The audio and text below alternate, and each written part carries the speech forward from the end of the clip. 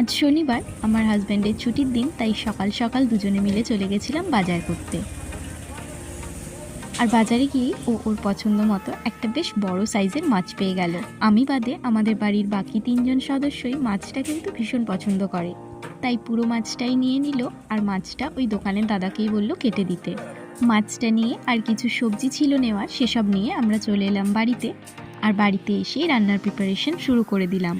আজ এই মাছটা দিয়ে একদম পাতলা একটা ঝোল বানাবো ভেবেছিলাম, তাই প্রথমেই কড়াই বসিয়ে কড়াইয়ে তেল গরম করে মাছগুলো এক এক করে ভেজে তুলে রেখে দিয়েছিলাম, যেটার ভিডিও করতে ভুলে গেছি। তারপর কড়াইতে আবার তেল দিয়ে তেলটা গরম হলে তাতে শুকনো লঙ্কা, কালো জিরে ফোড়ন দিয়ে কেটে রাখা পেঁয়াজ আর কাঁচা লঙ্কা দিয়ে দিলাম। পেঁয়াজটা একটু ভাজা ভাজা হয়ে এলে তাতে একটা টমেটো দিয়ে দিলাম, আর দিলাম নুন, হলুদ, আদা বাটা আর জিরের গুঁড়ো। এবারে মশলাটা যেন পুড়ে না যায়, তাই একদম সামান্য জল দিয়ে কিছুক্ষণ কষিয়ে নিলাম। এরপর মশলাটা কষানো হয়ে গেলে তাতে দিয়ে দিলাম পরিমাণ মতো জল, আর জলটা ফুটে উঠলে তাতে আগে থেকে ভেজে রাখা মাছগুলো দিয়ে দিলাম, আর সব শেষে কুচনো ধনেপাতা দিয়ে নামিয়ে নিলাম। ব্যাস, আজকের মতো ভিডিও তাহলে এখানেই শেষ করছি। দেখা হবে নতুন একটি ভিডিওতে।